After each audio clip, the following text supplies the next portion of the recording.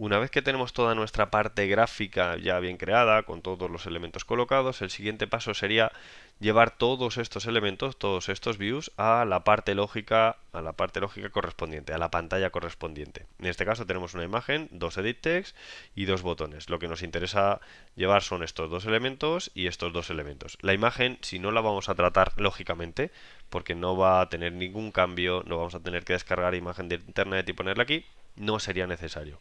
Para poder hacer esto, lo podemos hacer de dos maneras. O bien de la forma tradicional, que es yendo al XML y buscando el elemento, o utilizando la característica binding. Vamos a explicar ambas. La primera forma, digamos que es la forma tradicional, de lo que requiere es de tener una variable que le daré un valor, por eso lo marco como lateInit, y le voy a llamar botón login, de tipo button. Este tipo tiene que ser exactamente el mismo del que se ha definido dentro del XML. Y detrás de esta línea, porque es la que hace el emparejamiento gráfico-lógico, voy a poder darle valor, voy a inicializarlo. Para inicializarlo se utiliza el método findViewById, que el propio nombre del método me indica, le tengo que decir cuál es el identificador con el cual quiero asociar dicho botón. Esto lo tendría que hacer para cada uno de los elementos. Es decir, si yo aquí tengo un botón que quiero llamar clear, lo asocio, lo inicializo primero, botón clear es igual a botón clear. Ya lo tendría. Y así con cada uno de ellos. Si quiero un edit text, private, lateInit var, edit nombre de tipo edit text con el mismo tipado y lo inicializo. Edit nombre es igual a findViewById r.id.edit nombre. A partir de aquí yo ya tendría el acceso a todas las características de cada una de las variables, con todas sus funcionalidades, tanto del botón como del edit, y poder trabajar con ellas, ¿vale? Tantas cosas como a mí me interese. Esto es necesario conocerlo porque en algún momento es muy posible que se necesite, sobre todo cuando estamos hablando de adaptadores, que eso se verá más adelante. Pero existe una forma mucho más eficaz y eficiente donde no tengo la necesidad de crear n variables, una por cada uno de los elementos lógicos, gráficos que yo me quiera gestionar, y no tengo que hacer estas inicializaciones. Por lo tanto, esto vamos a ver que me va a sobrar y esto vamos a ver que me va a sobrar. ¿Cómo se trabaja con el view binding, que es la asociación directa entre elemento gráfico y elemento lógico? Y es, nos venimos al proyecto y abrimos el build.gradle. Este build.gradle hemos dicho que es una manera de configurar el proyecto de forma común.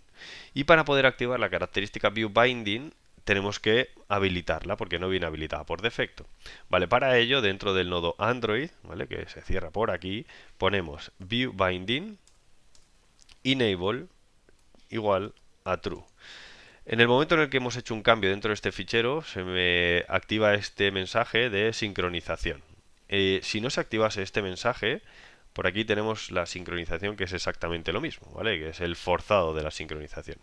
A partir de este momento, lo que acaba de pasar internamente es que se ha creado una clase dentro del sistema exactamente con el mismo nombre que el layout que nosotros hemos creado, ActivityMain, pero se llamará ActivityMainBinding. Y esa variable es la que vamos a utilizar para asociar la parte gráfica y lógica. E igual que antes, vamos a crear una variable que le daré valor más adelante. No le puedo dar valor aquí porque hasta que no se ejecuta el método onCreate, en realidad la aplicación no está empezando. Le voy a llamar binding y él va a detectar automáticamente que si le doy el nombre de binding me va a asociar tantos binding como tenga. Y en este caso, como solo tenemos un XML, solo tenemos disponibilidad de tener un activity main binding. Vale, perfecto, ya lo tengo. Aquí es donde vamos a tener todos los elementos del XML. Fijaros que si yo hago binding punto, aquí tengo todos los identificadores. Pero antes de utilizarlo necesito inicializarlo. Para inicializarlo se utiliza una igualdad de el tipo de la clase, ActivityMainBinding en este caso, ¿vale? Cuidado que si se llamase de otra forma, se llamaría ActivitySecondBinding o el correspondiente, y se ejecuta el método inflate, donde se le pasa como parámetro un layoutInflater, que esto lo que me permite es que esto que es el binding asociado al fichero esté guardado aquí, en la variable binding. Y por último, paso indispensable porque si no, no me funciona, yo no quiero inicializar la parte gráfica de esta manera. Yo la quiero inicializar a través del binding.root, que esto es, le voy a pasar el nodo principal, en este caso linear layout. Y como le estoy pasando el nodo principal, ya le estaría pasando cualquier elemento que venga por debajo. A partir de aquí, si yo quiero acceder a funcionalidad del botón, lo tendría de esta manera, por ejemplo. Si yo quiero acceder a funcionalidad del edit text, binding.editNombre.text o cualquier cosa que tengamos. ¿Qué es lo que hemos ganado? Pues que solo tengo la definición de una variable que me asocia con lo gráfico y no tengo que inicializar ninguna variable gráfica porque todas están cogidas, todas están capturadas desde esta parte de aquí. Muy importante, y es que si utilizamos la característica binding no puedo apuntar al recurso r.layout. Apunto al layout, que es el que gestiona la variable binding como binding.root.